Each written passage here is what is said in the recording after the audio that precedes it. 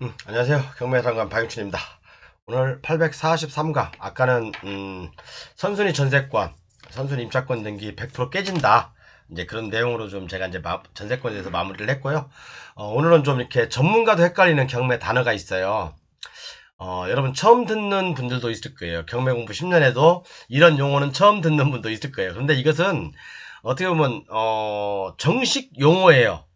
정식 용어인데 여러분들이 모르고 있는 거야. 근데 이제 알면 아무것도 아닌데 모르고 있는 거. 그러니까 예를 들어서 상대적 우선 변제 또는 1차, 2차, 3차적 우선 변제 이런 내용들이 있거든요. 이런 말들이 있어요. 요 말이 대체 무슨 말인가라는 공부를 이제 하다 보면 이런 내용들이 이제 딱 걸리는 경우가 있어요. 요 부분하고 그다음에 이제 우리가 가등기는 소유권 요청권 가등기하고 담보가등기 두 개가 있잖아요. 그럼 예를 들어서 가등기 신고서 제출이라고 하면 그 가등기가 소멸하는지 안 하는지 헷갈릴 때가 많거든요. 이번 기회에 확실히 정리하고 넘어갑시다. 그죠? 가등기에서 그 뭐야 뭐지? 우리가 이제 문건 송달래 같은 걸 보면 뭐 가등기권자의 최고소 발송, 가등기권자의 뭐 이제 뭐 발송, 그다음에 가등기권자 신고서 제출 막 그런 내용들이 있잖아요. 그죠? 그런 용어들을 가등기에 관련해서는 정리하고 가야 돼요. 안 그러면 예를 들어서 가등기권자 신고서 제출. 자, 가등기권자 신고서 제출 이렇게 돼 있다면 여러분 가등기권자는 배당 받습니까? 못 받죠? 근데 이걸 갖다 배당 받는다는 사람도 있어요. 그래서 이런 용어들을 헷갈리시면 안 된다는 거. 잘못하면 보증금 다 날린다는 거. 1년에 보증금 날리는 돈이 얼마인지 아세요, 여러분? 1년에 보증금을 날리는 돈이요? 어마어마합니다, 여러분. 어마어마해요. 보증금을 뜯기는 거, 못 수당하는 금액이 어마어마합니다. 그거 충분히 감안하시고 오늘 용어에 대해서 특히 가등기 용어에 대해서 또 이 상대적 우선 변제 또는 1차적 우선 변제, 2차적 우선 변제, 3차적 우선 변제가 뭔지는 알고 가자. 이제 그 내용을 좀 간단하게 한 뭐 10분 만에 끝내버리겠습니다. 이번에는요. 교재 판매 이렇게 하고 있으니까 이제 더 이상 얘기를 안 하겠습니다. 자, 그럼 바로 교재로 가서 이런 뭐 경매 순서는 다 아시죠, 여러분들? 그죠? 경매 비용부터 해서 필요비, 유익비, 최우선 변제, 그 다음에 당해세, 우선 변제, 그 다음에 채권 이런 식으로 이제 대략적으로는 이런 식으로 진행이 됩니다. 그죠?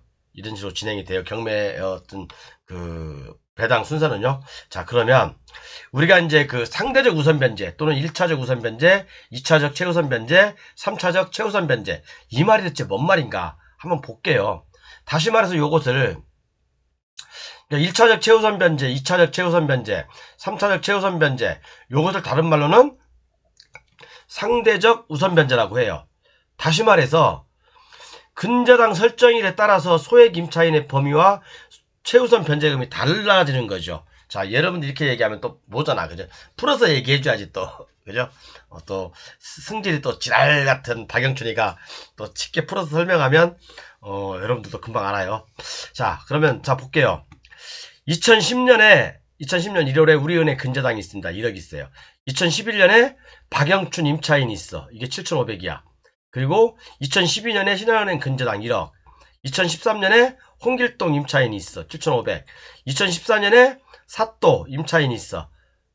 7,500. 그리고 2015년에 트럼프가 근저당을 1억을 잡았어요. 2016년에 푸틴이 임차인으로 들어왔어요. 여기에. 그 다음에 경매 개시 결정이 돼 있어요. 자, 그럼 이렇게 됐을 때 배당 배당은 어떻게 하냐? 배당은 자, 그러면 여러분 배당은 이렇게 하는 거잖아요. 그죠? 자, 우리은행 2010년에 근저당이 있고 그 밑에 누가 있어요? 박영춘 경매사령관이 전입 확정일자부 7,500 임차 보증금이 있죠. 그러면 이 날을 기준으로 해서 이거 근저당 설정이 날아서 제가 최우선 변제 대상이 되는 거죠. 그러면 우리은행 근저당 2010년이니까 2010년 여기에 속하죠. 서울특별시라고 합시다. 그러면 7,500만원 이하는 2,500만원까지 보장을 받죠. 자, 그러니까 이 박영춘은 2,500만원을 보장을 받는 겁니다. 자, 그러면 여기에 있는 홍길동하고 사또하고 트럼프하고 푸틴, 아니 홍길동 임차인, 사또 임차인, 푸틴 임차인도 그럼 2010년을 기준으로 하냐? 그건 아니란 얘기죠. 자, 그럼 여기서 이제 그 다음에 이제 박영춘 다음에, 사령관 다음에 신한은행에서 또 근저당 이력이 들어왔어. 그 다음에 홍길동하고 사또님이 임차인으로 들어왔어요. 두 분이서.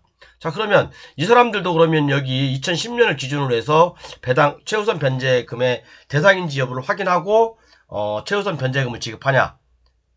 아니란 얘기죠. 바로 위에 있는 신한은행 근저당을 기준으로 해서 2012년이죠. 2012년도 여기에 포함되는 2010에서 2013년이니까 그럼 이 사람들은 홍길동하고 사또님은 요거 7,500 이하니까 보장을 소액임차인 범위에 속하죠.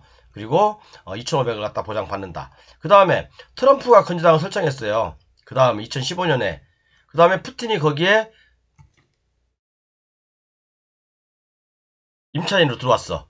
자, 그러면 바로 여기 신한은행 있으니까 신한은행 2012년을 기준으로 하냐, 아니면 그 트럼프가 근저당 설정한 이날을 기준으로 하냐? 아니죠. 바로 이 푸틴은, 그죠, 이 트럼프가 설정한 2015년을 기준으로. 2015년이 얼마입니까? 2015년 2015년이면 여기 범죄에 속하죠. 서울특별시 9,500만원 이내. 그러면 푸틴은 9,500만원 됐으니까 얼마 되죠? 소액 임차인 범위에 속하죠. 그럼 푸틴은 얼마 받아요? 3,200만원 받는 거죠. 그죠? 이런 식으로 이게 1차적 최우선 변제, 2차적 최우선 변제, 이렇게 3차적 최우선 변제, 4차적 최우선 변제, 이렇게 가는 거예요. 한마디로 얘기해서 이게 상대적 최우선 변제라는 얘기예요. 상대적 최우선 변제, 임차인, 상대적 우선 변제, 임차인, 요런 용어로 쓰입니다. 그죠? 이제 헷갈리지 않으시죠? 그러니까 바로 위에 있는 근저당들을 그 기준으로 해서 내 위에 있는 근저당이 막 섞여 있을 때, 물론 이런 경우는 많지 않죠, 사실은. 그죠? 이렇게 뭐 신한은행이 또 이렇게 많지 않고, 그다음에 개인 이제 근저당이 있겠죠. 이런 경우는 배당을 할 돈이 있다면 이런 식으로 배당을 해나간다. 그렇게 보시면 되고요. 자, 그 다음에 우리가 이제 가등기에서 얘기하는 거예요.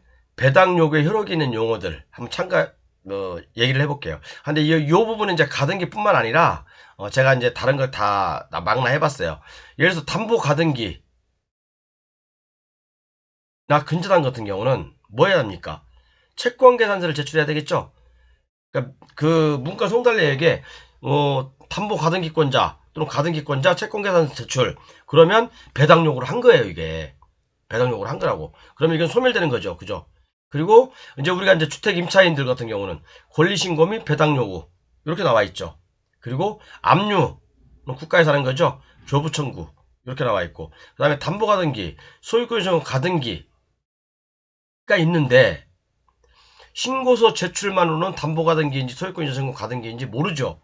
그냥 예를 들어서 이제 아까도 말씀드렸지만 가등기권자 신고서 제출. 아니 그럼 내가 가등기권자라고 신고서만 제출한 건지, 아니면 금액이 얼마인지 채권 계산서를 한 건지, 아니면 이게 소유권 이전 청구권 가등기인지 모르잖아, 법원에서는. 그죠? 그러니까 당연히 법원에서는 그 집행관이 뭐라고 하겠어요? 보정서를 또 발동하겠죠. 네가 담보 가등기인지 소유권 이전 가등기인지 확실하게 알려주라 임마 라고 할 거 아니에요, 그 집행관이. 그럼 대꾸도 없어. 대꾸도 없으니까 뭡니까?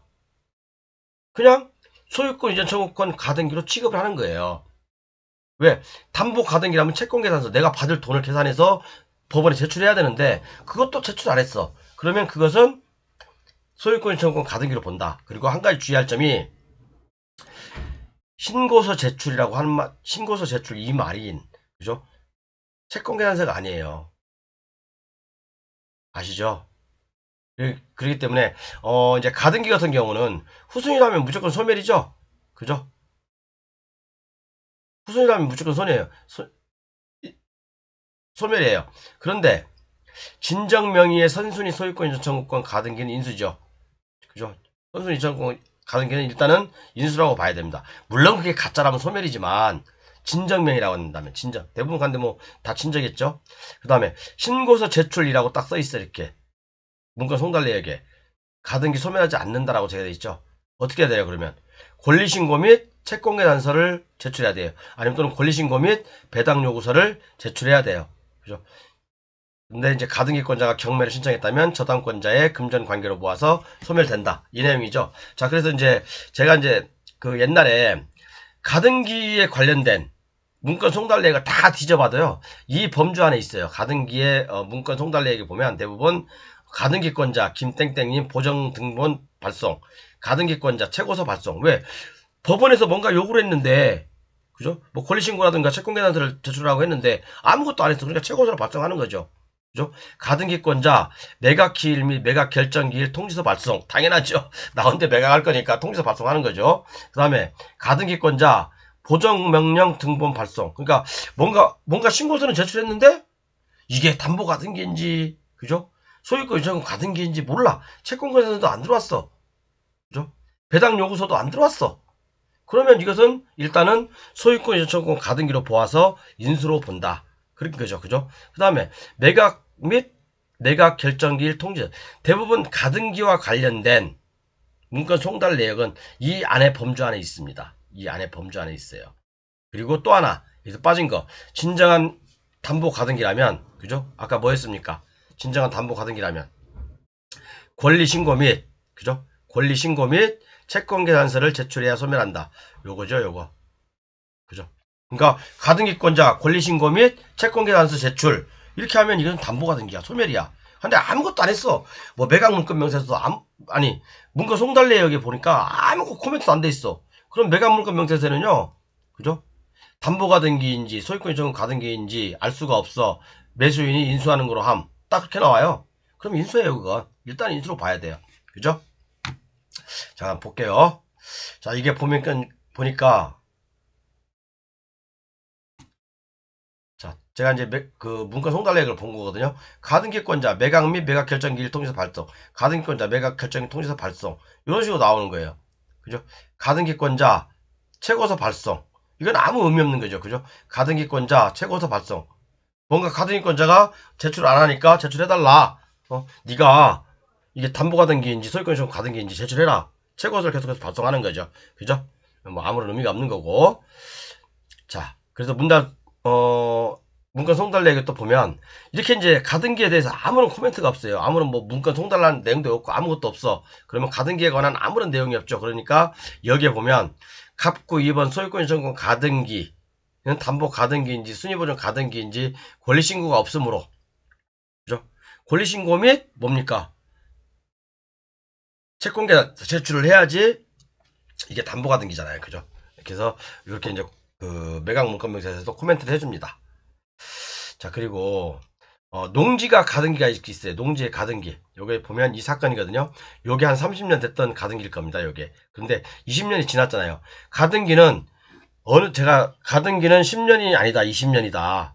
매매약 완결권을 행사하면 20년까지 가능하더라고 제가 얘기했는데 어떤 사람이 거기다가 10년 아닌가요? 댓글을 달았어. 그러니까 그 부분은 공부가 덜 된 부분이고, 가등기는요 10년이 기준이지만 매매 예약 완결권을 행사한 순간부터는 또 10년이 연장됩니다. 그게 구두가 됐든 뭐가 됐든 상관없어. 그죠?